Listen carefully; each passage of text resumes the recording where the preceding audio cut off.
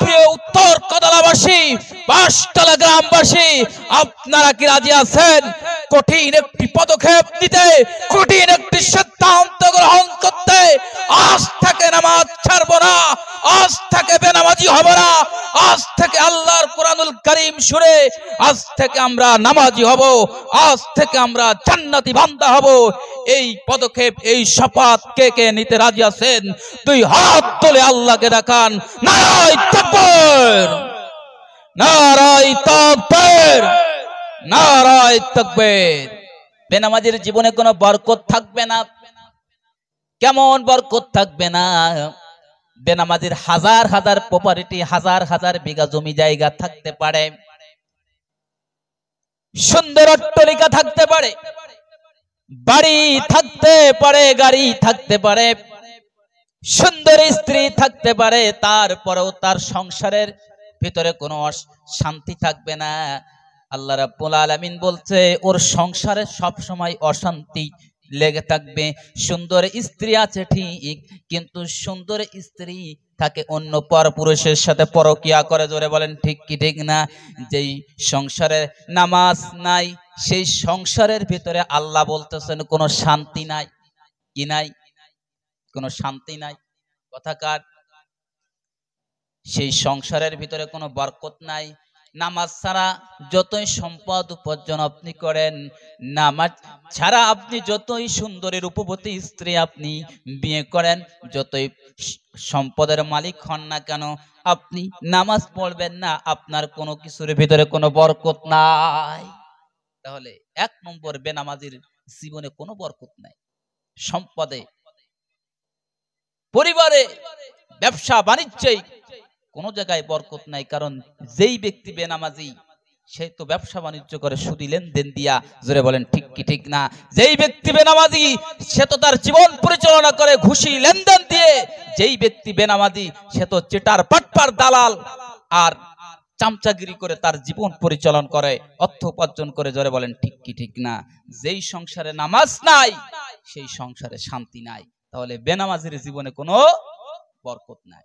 দুই নম্বর, যে ব্যক্তি বেনামাজি, আল্লাহ পাক বলতেছেন, আল্লাহ রাসূলুল্লাহ বলেন ওর চেহারার ভিতরে কোনো নূর থাকবে না। কি থাকবে না? কোনো নূর চমকাবে না। প্রিয় ভাইরা, আপনারা খেয়াল করে দেখেছেন,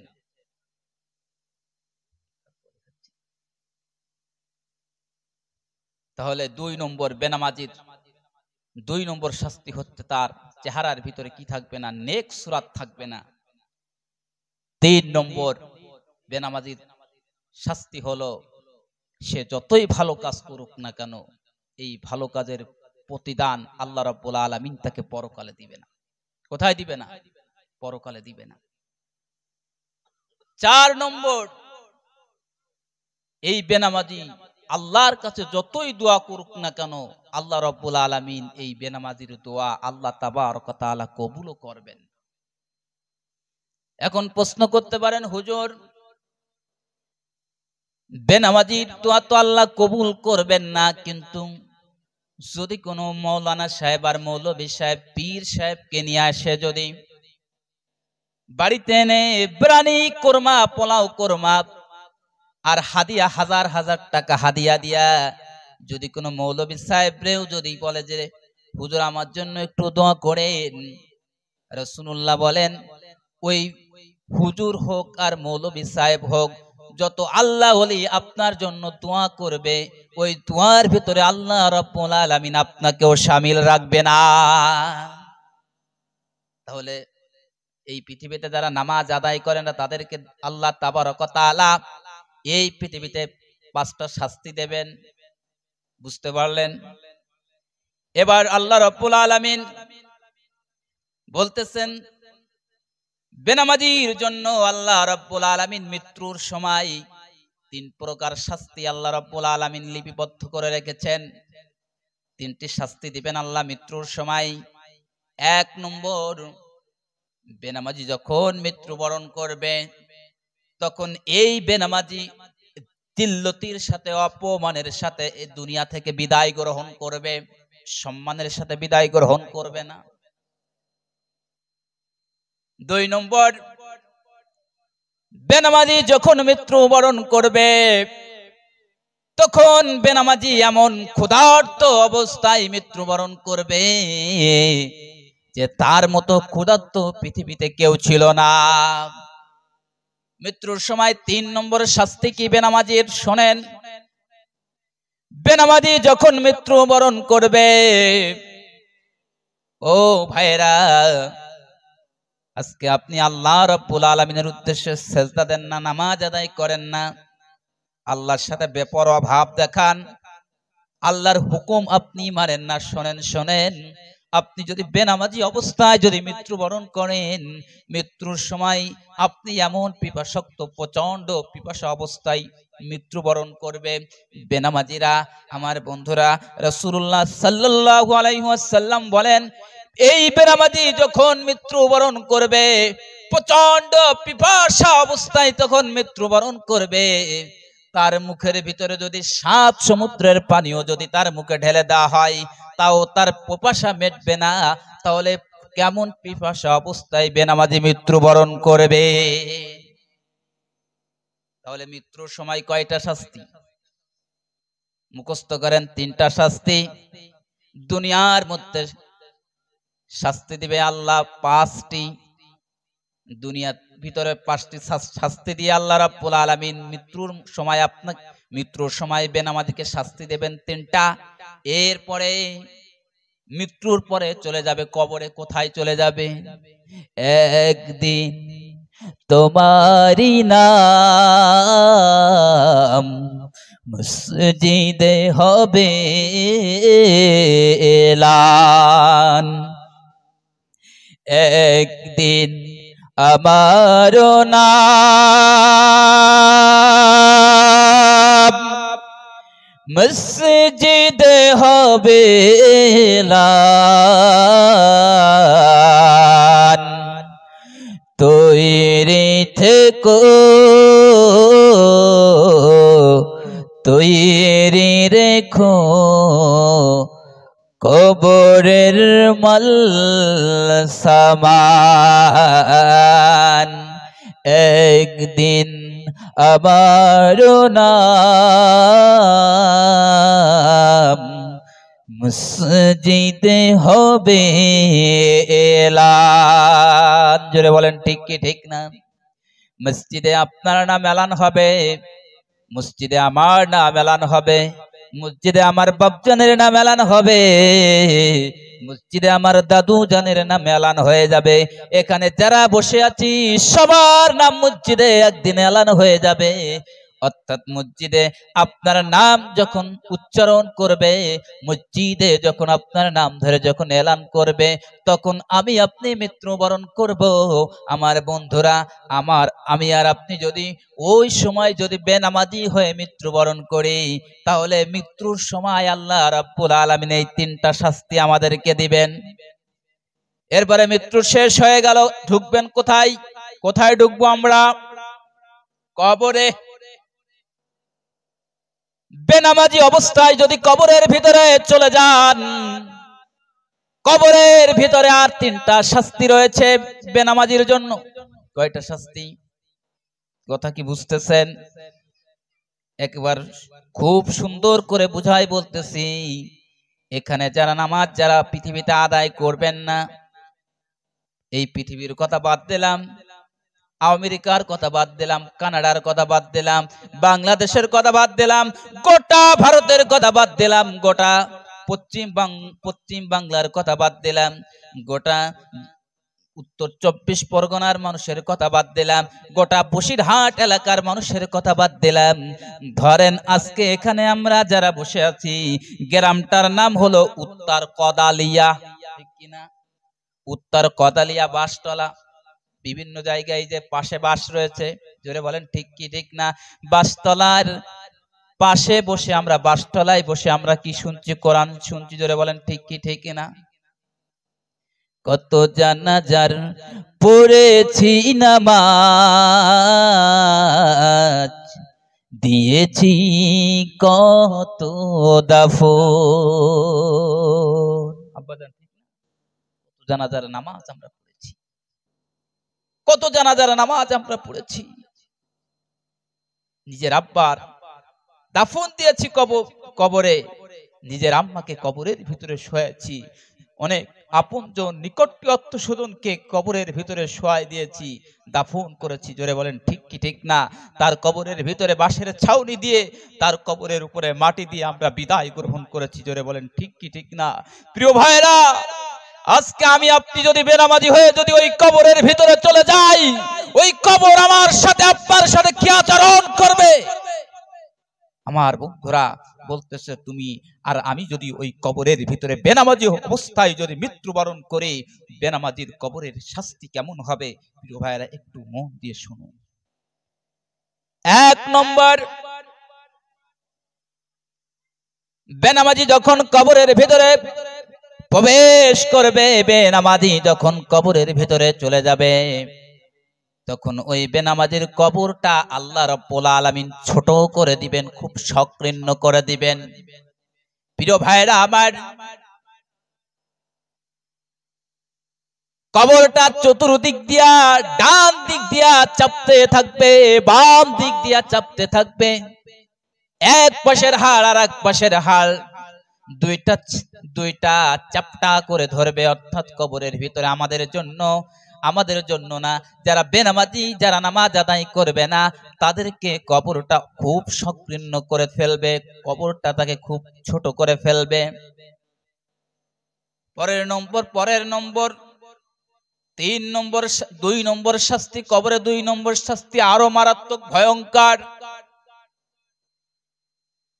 বেনামাজি যখন কবরের ভিতরে ঢুকবে, তখন ওই বেনামাজির কবরের ভিতরে আগুন জ্বালায় দিবে। কি জ্বালায় দিবে?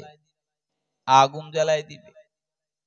প্রিয় ভাইরা, এই যে এখানে বসে জলসা শুনছেন, এখন যদি একটা ঝড় আসে, যদি বৃষ্টি আসে, একজনও থাকবেন? এখন যদি বৃষ্টি আসে, আগামী গতকালের মতো যদি বৃষ্টি এখন ফোটায় ফোটায় যদি মিকাইল আলাইহিস সালাতু ওয়াস সালাম যদি আকাশ থেকে বৃষ্টি অবতীর্ণ করেন, বা আল্লাহর রহমতের বৃষ্টিও যদি পড়ে, থাকবেন? আমারে বলবেন কি হুজুর তুমি ওয়াজ করো, আপনি ওয়াজ করেন, বাংলাদেশ থেকে আইছেন, ওয়াজ করেন, যত খুশি ওয়াজ করেন, ওই আকাশ থেকে মুষলধারে বৃষ্টি পড়তেছে, আমরা কেউ থাকবো না, সব বাড়িতে গিয়ে চলে যাবো। ধরে বলেন ঠিক কি ঠিক না? সামান্য একটু বৃষ্টির ফোঁটা যদি পড়ে, তাহলে সব পালায় চলে যাবেন। প্রিয় ভাইয়েরা, নামাজ যদি ঠিক মতো আদায় না করেন, বেনামাজি অবস্থায় যদি কবরের ভিতরে ঢুকেন, কবরের ভিতরে ওই বেনামাজির কবরের ভিতরে আল্লাহ রাব্বুল আলামিন আগুন জ্বালায় দিবেন। কি করবেন? আগুন জ্বালায় দিবেন। মারাত্মক শাস্তি। শুধু কান দিয়ে শুনলে হবে না, মনের কান দিয়ে, মানে এই চামড়ার কান দিয়ে শুনলে হবে না ভাই। আজকে ওয়াজ মাহফিলে আসি, শুধু চামড়ার কান দিয়ে শুনি, অন্তরের কান দিয়ে আমরা শুনি না, বিবেকের কান দিয়ে আমরা শুনি না। আজকে কোরআনুল কারীমের মাহফিলে আজকে জলসা এসেছি, আমরা অন্তরটাকে তালাবদ্ধ করে, অন্তরের ভিতরে যে ঢুকবে, কোরআনের কথা ঢুকবে, হাদিসের কথা ঢুকবে, আজকে আমরা আমাদের অন্তরকে তালাবদ্ধ করে দিয়েছি। যার কারণে আজকে আমরা কোরআনুল কারীমের মাহফিলে আসি, জলসায় আসি, কোরআন শুনি, মাহফিল শুনি, আমরা বিভিন্ন রকমের ইচ্ছা কাহিনী, বিভিন্ন রকমের তাফসীর শুনি, কিন্তু আজকে আমাদের তাসির হচ্ছে না। কারণ হলো আমরা বিবেকের তালাটাকে আজকে আমরা কি করে দিয়েছি? আবদ্ধ করে দিয়েছি। বিবেকের তালা খুলতে পারি নাই। আমরা অন্তরের কান খুলে যদি আমরা কোরআন শুনতাম আর ওই অনুযায়ী আমল করতাম, আমাদের প্রিয় ভাইয়েরা, আমাদের সমাজ পরিবর্তন হয়ে যেত, আমাদের জীবন পরিবর্তন হয়ে যেত। জোরে বলেন ঠিক কি ঠিক না? প্রিয় ভাইয়েরা, তাহলে 2 নম্বর, কবরের ভিতরে বেনামাজিদের শাস্তি খুবই মারাত্মক। 3 নম্বর, আল্লাহ রাব্বুল আলামিন বলতেছেন, ওই বেনামাজির কবরে একটা সাপ আল্লাহ রাব্বুল আলামিন নিযুক্ত করে দিবেন। সেই সাপটা কেমন সাপ হবে? হাদিস শরীফের ভিতরে এসেছে, এই সাপটা এত মারাত্মক, সাপের চোখ হবে আগুনের দোলা, সাপের চোখটা হবে আগুন। আব্বাজানেরা, সাপটা এত ভয়ঙ্কর হবে, সাপটা এত মারাত্মক হবে, বেনামাজির কবরের ভিতরে আল্লাহ রাব্বুল আলামিন এমন একটা সাপ নিযুক্ত করবেন। আব্বাজানেরা, ও আম্মাজানেরা, যুবক ভাইয়েরা, ও জলসার যুবক ভাইয়েরা, আপনারা জলসা দেন, ঠিক আছে, জলসা দেওয়ার পরে যদি নামাজ যদি সঠিক মতো আদায় না করেন, যদি নামাজ ঠিক মতো যদি আদায় না করেন, এই জলসা দেওয়া আর না দেওয়ার সমান হয়ে যাবে। কারণ হলো জলসাও দিলেন নামাজও পড়লেন না, তাহলে জলসা দেওয়া আর না দেওয়ার সমান। জলসা দিবেন, এই জলসায় ওলামায়ে কেরাম কি বলছে, কি ওয়াজ করছে, এটাও যদি আমল করেন তাহলে জলসা সার্থক হয়ে যাবে। বলছিলাম জলসার কমিটির ভাই, যুবক ভাইয়েরা, তরুণ ভাইয়েরা, আব্বা জানেরা, আম্মা জানেরা যারা বসে আছেন, শোনেন শোনেন, ওই যে জাহান্নামের ওই যে বেনামাজির কবরে আল্লাহ রাব্বুল আলামিন এমন একটা বিষধর সাপ দিবে রে আব্বা। সাপের চোখ হবে আগুনের মতো গোলাপ, আগুনের চোখ হবে, সাপের নখ গুলো হবে লোহার নখ। কিসের নখ হবে? লোহার নখ হবে। আমার বন্ধুরা, হাদিস শরীফের ভিতরে আছে এই সাপটা এত বিষধর সাপ, বেনামাজিকে একবার যখন দংশন করবে, যখন কামড় দিবে, ওই বেনামাজি 70 গজ মাটির নিচে পুঁতে যাবে। আব্বাজান ভুল বলছে কিনা? আব্বাজান কথা ঠিক আছে কিনা? তাহলে বেনামাজির কবরে 3 নম্বর শাস্তি, আল্লাহ রাব্বুল আলামিন ওই বেনামাজির কবরে ভয়ঙ্কর সাপ নিযুক্ত করবে।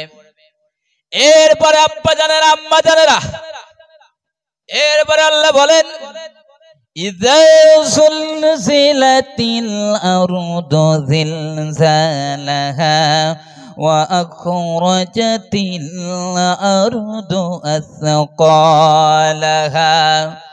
وقال الإنسان ما لها يومئذ تحدث أخبارها। চিৎকার দিয়ে বলেন আল্লাহু আকবার। এই যে আমার আব্বা জান বসে আছে, আমি কোরআনুল কারীমের আয়াত সামনে নিয়ে কথা বলবো, মিথ্যা কথা বলবো না। এই পৃথিবীতে আমি আপনি যখন কবরের ভিতরে ঢুকবো, কবর থেকে আবার আমাকে আপনাকে বের করা হবে, অর্থাৎ কবর থেকে যখন আমাকে আপনাকে বের করা হবে, সাথে সাথে বেনামাজি বান্দাগুলোকে আল্লাহ রাব্বুল আলামিন কবর থেকে বের করবেন। কবরে আল্লাহ রাব্বুল আলামিন বেনামাজিদেরকে 3টা শাস্তি দিবেন। এই শাস্তি শেষ হওয়ার সঙ্গে সঙ্গে আল্লাহ রাব্বুল আলামিন কবর থেকে উঠাইয়া আল্লাহ বেনামাজিকে আর 4টা শাস্তি দেবেন। এই পৃথিবী একদিন শেষ হয়ে যাবে, এ কথা আল্লাহ কোরআন পাকের ভিতরে বলেন ইযা সুলসিলাতিল আরদু জিলজালাহা। যখন এই পৃথিবী, এই ভূমি, এই পৃথিবী প্রচন্ড একটা কম্পন দেবে, ভূমিকম্প যখন শুরু হয়ে যাবে পৃথিবীতে, তখন এই পৃথিবীর মধ্যে আল্লাহর কোরআন বলে ওয়া আখরাজাতিল আরদু আসকালাহা। তখন এই পৃথিবীর মধ্যে যা কিছু আছে সব কিছু পৃথিবী বের করে দেবে, আখরাজাত বের করে দেবে, আরদুন জমিন, আসকালাহা জমিনের ভিতরে যা কিছু আছে সব কিছু বের করে দেবে। এই পৃথিবীর ভিতরে আশ্চারণ বড় বড় গাছগুলো, বড় বড় পাহাড়গুলো সেদিন কি হবে? এই পৃথিবীতে সেদিন মানুষগুলোর পরিস্থিতি কেমন হবে? আল্লাহর কোরআন বলে আল কারিয়াতু মাল কারিয়া ওয়া মা আদরাকা মাল কারিয়া। আল্লাহ বলেন যখন মানুষকে কবর থেকে যখন উঠানো হবে তখন একটা বিকট আওয়াজ হবে। কি হবে? বিকট আওয়াজ হবে। ইসরাফিল আলাইহিস সালাতু ওয়াস সালাম সিংহা নিয়ে বসে আছেন। হযরত ইসরাফিল আলাইহিস সালাতু ওয়াস সালাম যখন সিংহায় ফুৎকার যখন মারবেন তখন বিকট একটি আওয়াজ সৃষ্টি হয়ে যাবে, একটা মারাত্মক পরিবেশ সৃষ্টি হয়ে যাবে। আল্লাহর কোরআন বলছে আল কারিয়া, সেদিন একটা বিকট আওয়াজ পৃথিবী দিবে। হে নবী, আপনি কি জানেন সেই বিকট আওয়াজটা কি? ওয়ামা আদরাকা মাল কারিয়া। এই বিকট আওয়াজ যখন শুরু হবে, তখন এই আপনারা আর আমি এখানে যারা বসে আছেন, আর আমার আব্বা যান, আমার দাদা যান, এখানে যারা আছে, তাদের পরিস্থিতি কি হবে? কোরআন থেকে শুনেন, আমার কথা না, আমি কোরআন থেকে রিপিট করছি। ইয়াউমা ইয়াকুনুন নাসু কাল ফারাশিল মাবথুস। আল্লাহর কোরআন বলছে, আমি বলছি না ভাই, হাসার কোনো কথা বলছি না। কথাগুলো শুনলে তো গা শিউরে ওঠে, কথাগুলো শুনলে তো, আল্লাহর কোরআনের কথা শুনলে তো অন্তরটা ভত ভয়ে বিবল হওয়া কথা, অন্তরটা কেঁপে ওঠা কথা। আল্লাহর কোরআন বলে, যেদিন এই বিকট আওয়াজ যখন হবে, ইয়াউমা ইয়াকুনুন নাসু কাল ফারাশিল মাবথুস, মানুষগুলো সেদিন পঙ্গপালের মতো ক্ষত বিক্ষত নিক্ষিপ্ত পঙ্গপালের ন্যায় মানুষ সেদিন ছোটাছুটি করতে থাকবে। আল্লাহু আকবার, আল্লাহু আকবার। কত বড় মারাত্মক কথা আল্লাহর কোরআন বলছে। শুধু কি তাই, আল্লাহর কোরআন বলে, ওয়াতাকুনুল জিবালু কাল ইহনিল মাগফুশ। আল্লাহর কোরআন বলে, সেদিন পাহাড়গুলো কাগজের মতো দুলতে থাকবে, বাতাসে কাগজ যেমন দুলতে থাকে, সেদিন পাহাড়গুলোর অবস্থা এমন একটা মারাত্মক পরিস্থিতি হয়ে যাবে। আমার বন্ধুরা, আকাশের পরিস্থিতি কেমন হবে? আল্লাহর কোরআন বলে, ইযাস সামাউ ফাতারাত, যখন কিয়ামত শুরু হয়ে যাবে, এই পৃথিবী পরিসমাপ্তি হয়ে যাবে, মানুষগুলোকে আল্লাহ রাব্বুল আলামিন যখন বিচারের জন্য হাজির করবেন, তখন আকাশটা চূর্ণ বিচূর্ণ হয়ে যাবে। আল্লাহ রাব্বুল আলামিন আকাশটা এক টান দিয়ে আল্লাহ রাব্বুল আলামিন গোটায় নেবেন, আকাশটা ছিন্ন ভিন্ন হয়ে যাবে। খুব মারাত্মক কথা, খুব মারাত্মক কথা।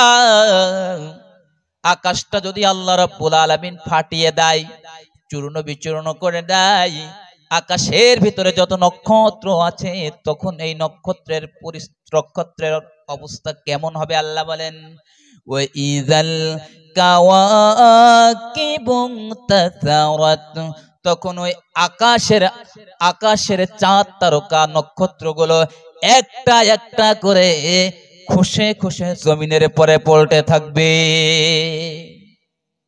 এরপরে আল্লাহর কোরআন বলে, ওয়াইযাল বিহারু ফুজ্জিরাত, আল্লাহর কোরআন বলে, ওই জমিনের মধ্যে যত নদ নদীগুলো ছিল, সমুদ্রগুলো ছিল, সকল সমুদ্রের পানিগুলো আল্লাহ রাব্বুল আলামিন শুকায় ফেলবেন, আর আল্লাহ রাব্বুল আলামিন ওই সমুদ্রের ভিতরে আগুন জ্বালায় দিবে। বিশ্বাস হয়? বিশ্বাস হয়? এই যে আব্বা জান রয়েছে, কোরআনের কথা, আমার কথা না। প্রিয় আব্বা জানেরা, যখন আমাদেরকে আল্লাহ রাব্বুল আলামিন এই ভয়ঙ্কর পরিস্থিতির মধ্যে কবর থেকে আল্লাহ রাব্বুল আলামিন উঠাবেন, ওই কবর থেকে ওঠানোর পরে বেনমাজিদেরকে আল্লাহ রাব্বুল আলামিন 4 ধরনের শাস্তি দেবেন। কয় ধরনের? এই পৃথিবীতে যারা নামাজ আদায় যারা করবে না, আল্লাহ বলেন, ওদের হিসাব আমি খুব কঠিন ভাবে নিব। কিভাবে নিবে? খুব কঠিন ভাবে নিবে। 2 নম্বর, আল্লাহ রাব্বুল আলামিন এই বেনামাজি বান্দাদের পর আল্লাহ রাব্বুল আলামিন অসন্তুষ্ট হয়ে যাবে। আর এই পৃথিবীতে যারা নামাজ যারা আদায় করবে না, আমার আল্লাহ রাব্বুল আলামিন বলতেছে, আমি ওদেরকে সরাসরি জাহান্নামের ভিতরে নিক্ষিপ্ত করব, জাহান্নামের ভিতরে ঢোকাই দেব।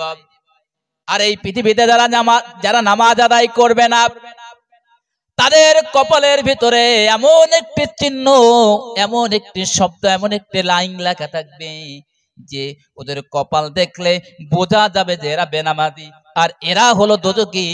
আমার বন্ধুরা, এরা হলো জাহান্নামী। তাহলে এই পৃথিবীতে যারা নামাজ আদায় করবে না, আল্লাহ রাব্বুল আলামিন দুনিয়া এবং আখিরাতে তাদেরকে কয় ধরনের শাস্তি দেবে?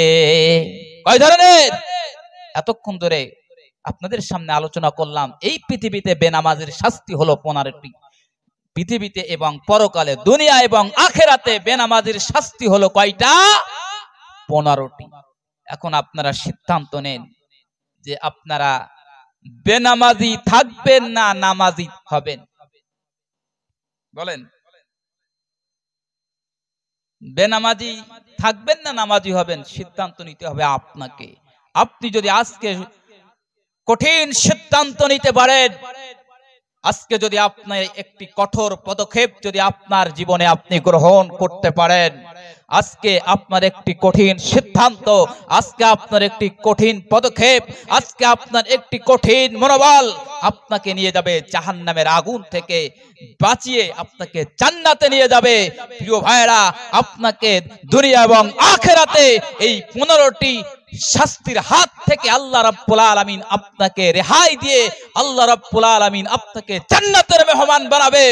প্রাণ প্রিয় উত্তর কদলাবাসী, বাসতলা গ্রামবাসী, আপনারা কি রাজি আছেন কঠিন একটি পদক্ষেপ নিতে, কঠিন একটি সিদ্ধান্ত গ্রহণ করতে?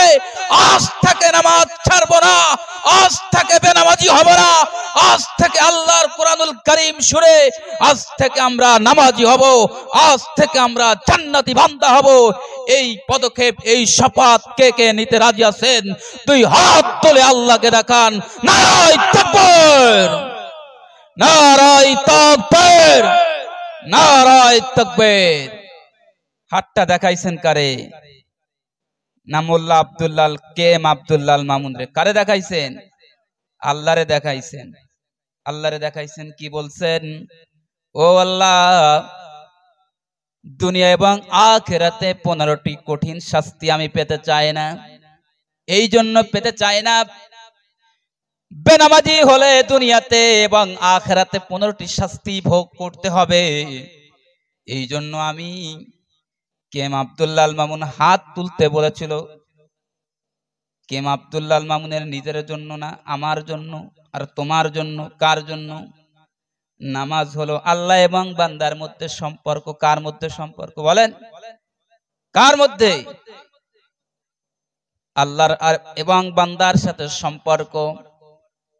আমার বন্ধুরা, নামাজ গার্লফ্রেন্ড আর বয়ফ্রেন্ডের সাথে সম্পর্ক না, নামাজ স্বামী আর স্ত্রীর মধ্যে সম্পর্ক না, নামাজ পীর সাহেব আর মুরিদের মধ্যে সম্পর্ক না, নামাজ রাজা আর প্রজার মধ্যে সম্পর্ক না। নামাজ হচ্ছে আল্লাহ এবং তার বান্দার সাথে সম্পর্ক। আমার আল্লাহ বলে যে নামাজ আদায় করবে, আমি আল্লাহ রাব্বুল আলামিন তার অতি নিকটবর্তী হয়ে গেলাম। জোরে বলেন সুবহানাল্লাহ। এই জন্য প্রিয় ভাইয়েরা হাত তুলেছেন, আল্লাহকে দেখায়েছেন। এরপরে আজ থেকে যদি নামাজ যদি আপনি ছেড়ে দেন, নামাজ যদি তরক করেন, নামাজ যদি আদায় না করেন, এত কিছু শোনার পরে দুনিয়া এবং আখিরাতে 15 ধরনের শাস্তি হবে নামাজ না পড়লে। এরপরেও যদি এই যে সতর্ক বার্তা আপনাদের সামনে দিয়ে গেলাম, এই যে গ্রিন সিগন্যাল দিয়ে গেলাম, এই যে রেড অ্যালার্ট করে গেলাম আপনাদেরকে, কাল কিয়ামতের ময়দানে আল্লাহ বলবে, ওই যে বাসতলায় বসে আমার বান্দা মাওলানা কেম আব্দুল্লাহ আল মামুন তোমাদেরকে নামাজের ব্যাপারে এত সুন্দর করে এত ভালোভাবে বুঝাই গিয়েছিল, তারপরে কেন নামাজ পড়িস নাই? আপনারা সেদিন আল্লাহরে বলবেন, আল্লাহ আবারও দুনিয়ায় পাঠাও, আবারও আব্দুল্লাহ আল মামুন রে দুনিয়ায় পাঠাও।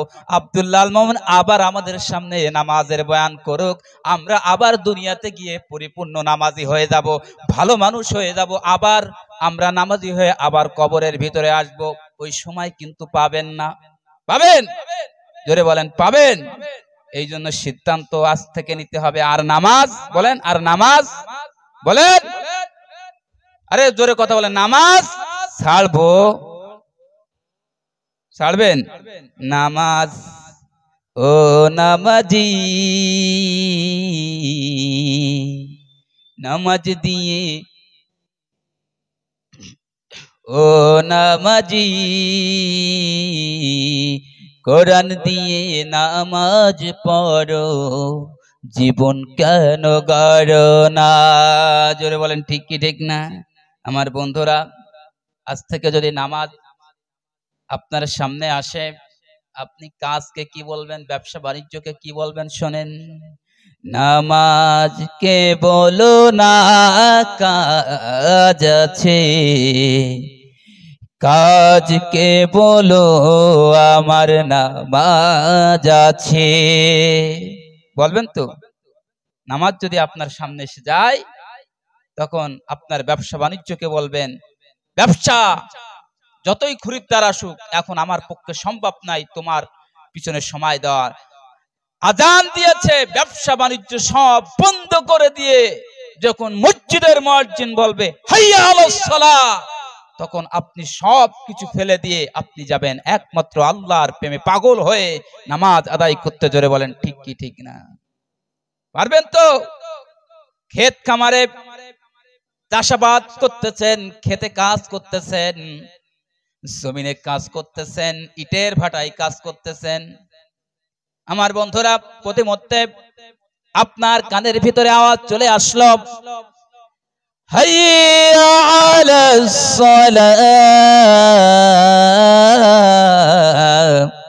হাইয়া আলাস সালাহ।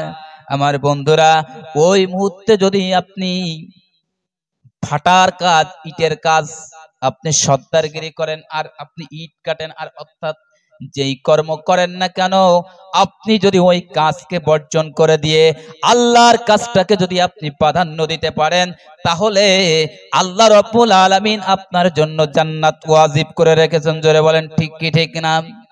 প্রিয় ভাইরা, এতক্ষণ ধরে একটা কারণ বুঝালাম, জাহান্নামে যাওয়ার 1 নম্বর কারণ।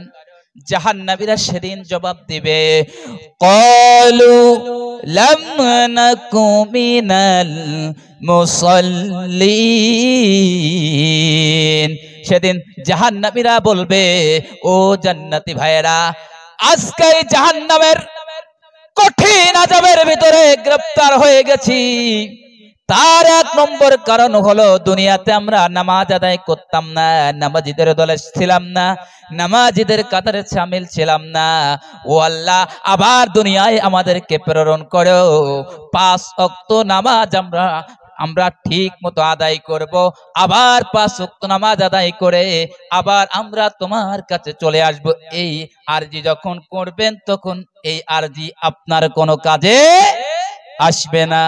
প্রিয় ভাইরা, সময় সংক্ষিপ্ত, আগামীকালও জলসা আছে। যাই হোক, আমি আর সময় দীর্ঘায়িত করব না, কারণ প্রচন্ড ঠান্ডার ভিতরে আপনারা অনেক ধৈর্য ধরে আপনারা কোরআন শুনছেন। এই জন্য আমি সর্বপ্রথম আল্লাহর শুকরিয়া আদায় করছি। আল্লাহ পাক আমাকে বলার তৌফিক দান করেছেন, এই জন্য সর্বপ্রথম শুকরিয়া আদায় করছি আল্লাহর। আর আপনারা এতক্ষণ ধৈর্য ধরে শুনছেন, এই জন্য আপনাদেরকেও আন্তরিক ধন্যবাদ জানাচ্ছি। প্রিয় ভাইরা, কিছু কথা আছে যে কথাগুলো বললে নয়। প্রিয় ভাইরা, এই পৃথিবীতে আমরা এসেছি, এই পৃথিবী থেকে আমাদের একদিন চলে যেতে হবে। এই পৃথিবীতে আল্লাহ রাব্বুল আলামিন আমাকে আপনাকে, আমার আপনার উল্লেখযোগ্য কিছু ছিল না।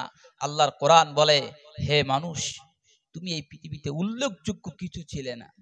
হাল আতা আলাল ইনসানু হিনুম মিনাদ দাহর, এই পৃথিবীতে উল্লেখ করার কিছু ছিল না। এই পৃথিবীতে তুমি এসেছো বিবস্ত্র অবস্থায়, 1 টুকরা কাপড় তুমি নিয়ে আসো নাই, তুমি এসেছো খালি হাতে। আমি আল্লাহ রাব্বুল আলামিন, আমি তাফসীর করতে যাব না, তাফসীর করতে গেলে আরো 1.5 ঘন্টা লাগবে।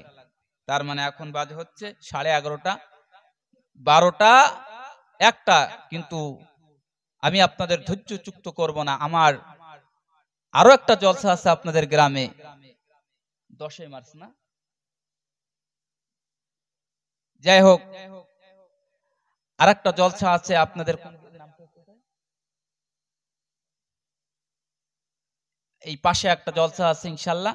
ওই জলসা ইনশাআল্লাহ, আর 3টা কারণ, জাহান্নামে যাওয়ার 3টা কারণ ইনশাআল্লাহ ওখানে আমি সময় নিয়ে আর 3টা কারণ আমি ইনশাআল্লাহ কোরআন এবং হাদিসের আলোকে বলবো।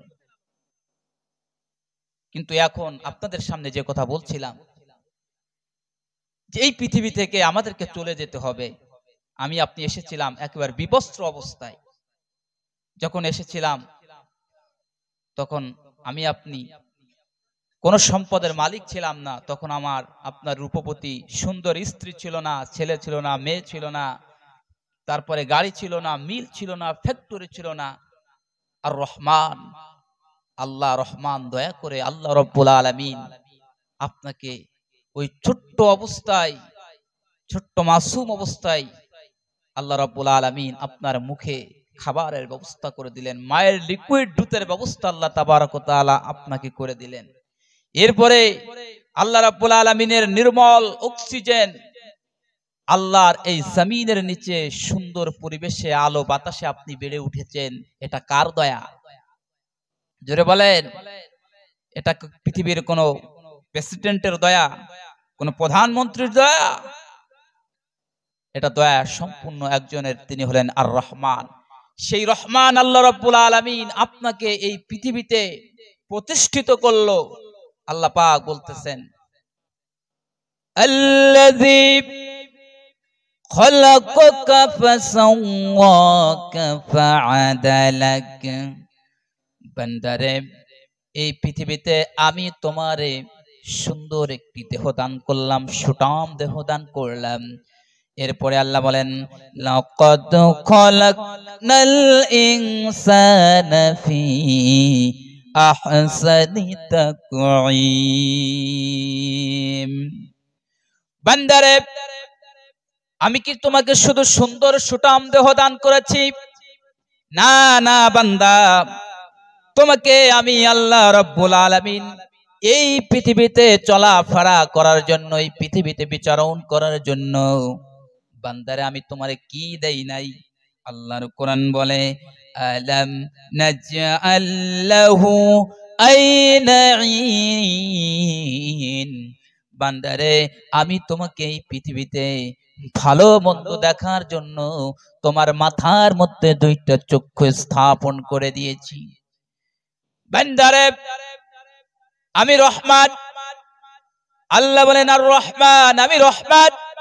আমি রহমান তোমার জন্য কথা বলার জন্য বাক শক্তি দান করেছি। আল্লাহ বলেন, ওয়ালিসানা ওয়া শাফাতাইন। আমি আল্লাহ একটা জিহ্বা দান করেছি, 2টা ঠোঁট দান করেছি। আমি আল্লাহ রাব্বুল আলামিন ওয়াহাদাইনাহুন নাজদাইন। আমি আল্লাহ তোমারে 2টা পথ দিয়ে দিয়েছি, তোমাকে ভালো মন্দ চলাফেরা করার জন্য 2টা পথ দেখাই দিয়েছি। একটা ভালো পথ, ভালো পথের দিশা আমি আল্লাহ তোমারে দিয়েছি, আর একটা খারাপ পথের দিশা আমি তোমারে দিয়েছি। এক পথে চললে তুমি জান্নাতে যাবে, আর একটা পথে চললে তুমি জাহান্নামে যাবে।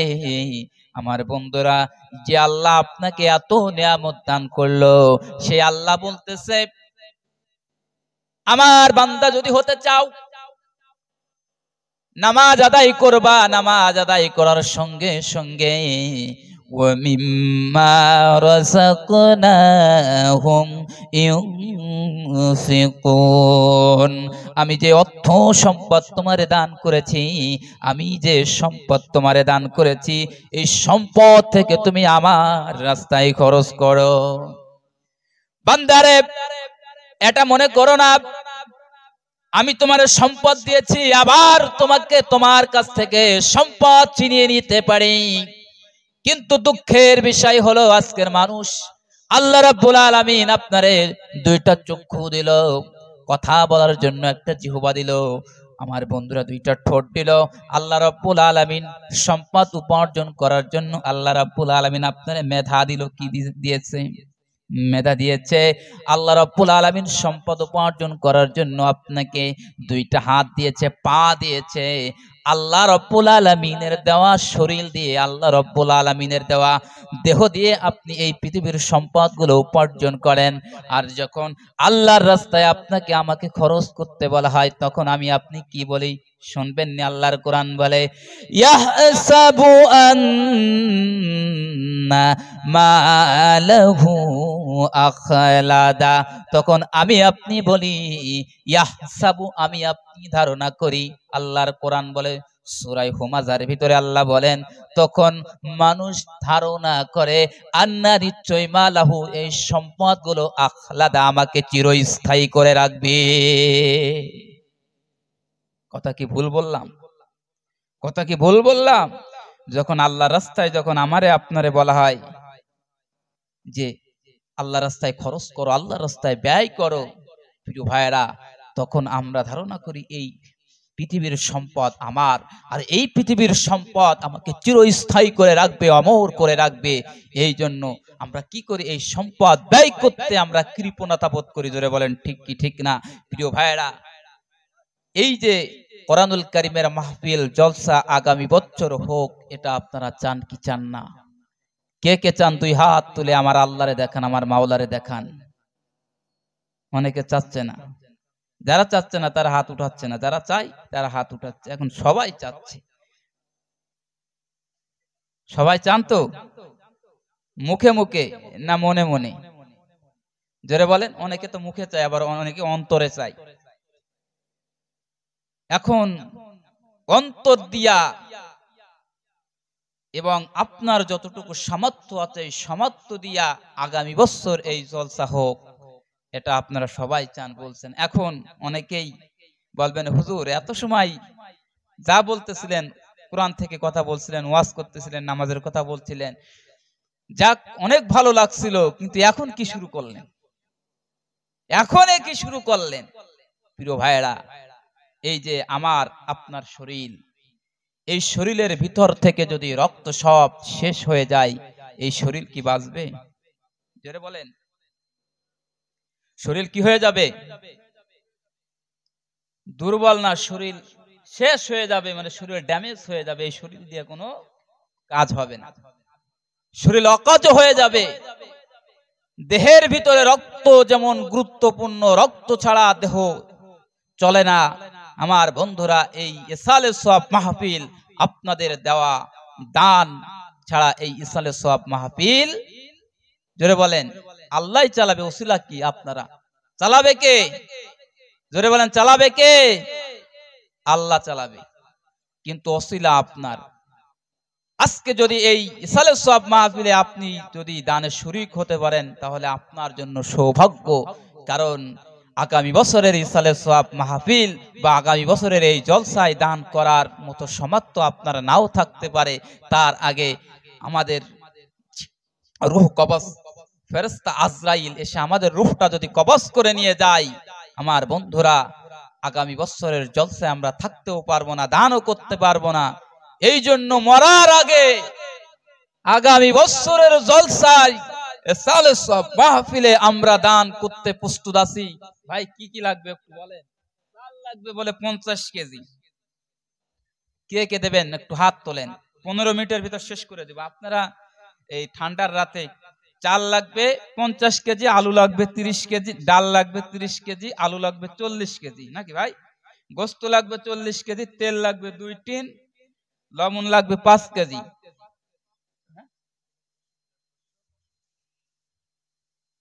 Plate 500, glass 500।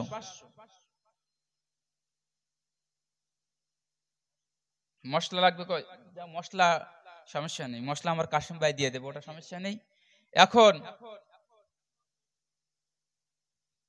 প্রাণপ্রিয় মা বোনেরা, আপনারাও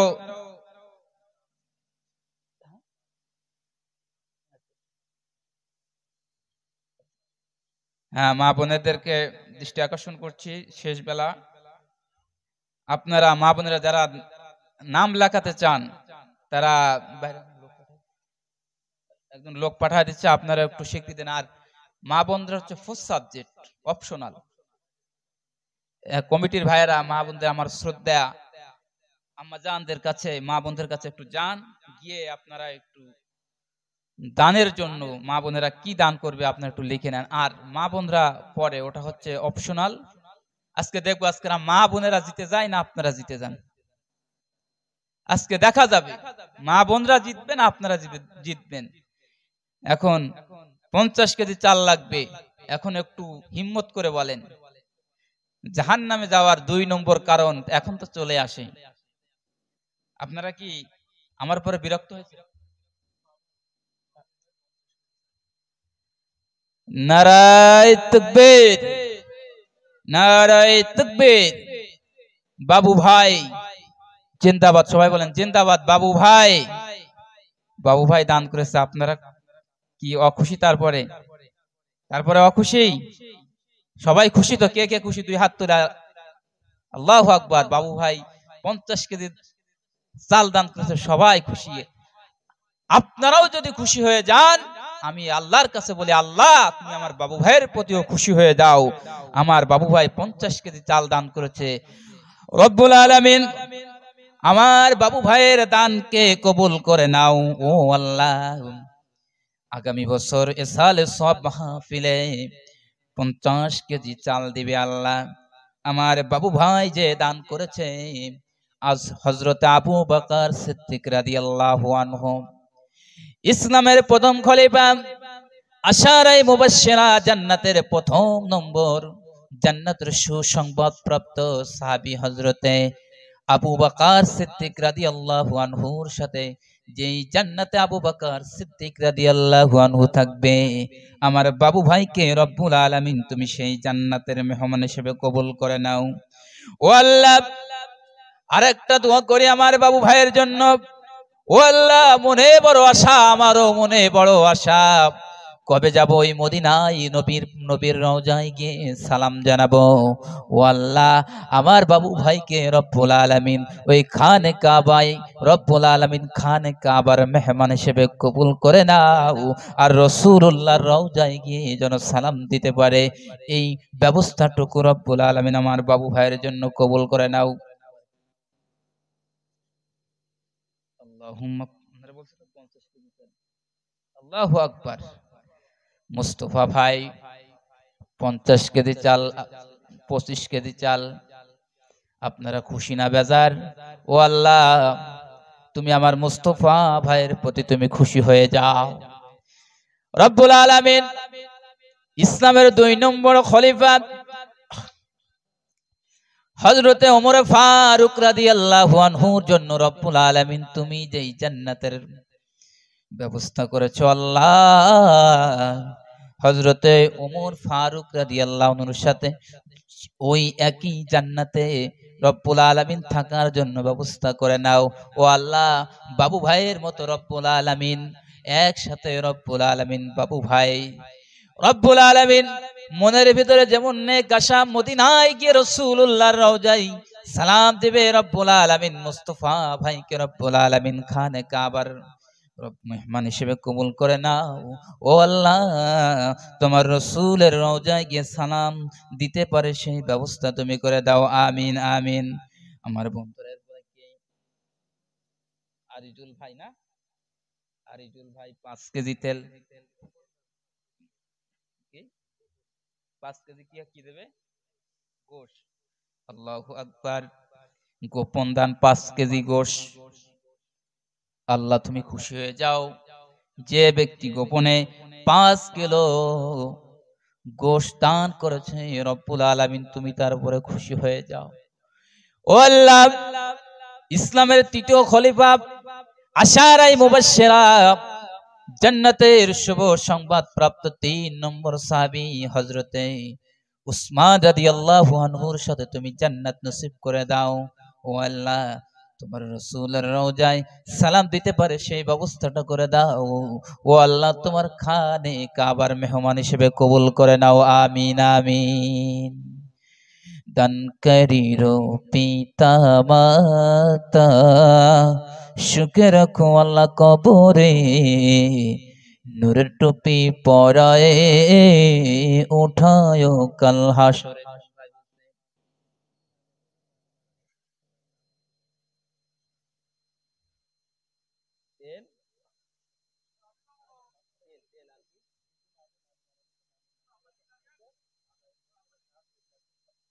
আল্লাহু আকবার, নারায়ে তাকবীর।